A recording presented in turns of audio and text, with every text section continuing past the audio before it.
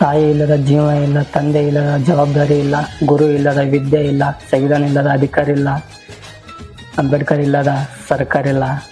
ಜೈ ಭೀಮ್. ಕೆಟ್ಟವನಾಗಿದ್ರೆ ಕರ್ಮ ಬಿಡಲ್ಲ, ಒಳ್ಳೆಯವನಾಗಿದ್ರೆ ಈ ಸಮಾಜ ಬಿಡಲ್ಲ.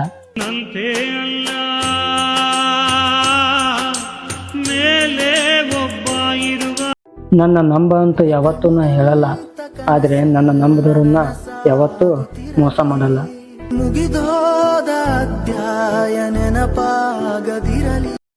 ಧೈರ್ಯ ಹೊಂದಿದ್ರೆ ಸಾಕು, ಜೀವನದಲ್ಲಿ ಏನ್ ಬೇಕಾದ್ರೂ ಸಾಧಿಸಬಹುದು. ಆದ್ರೆ ಆ ಧೈರ್ಯ ಬಾಬಾ ಸಾಹೇಬ್ ಅಂಬೇಡ್ಕರ್ ತರ ಇರ್ಬೇಕು. ಜೈ ಭೀಮ್.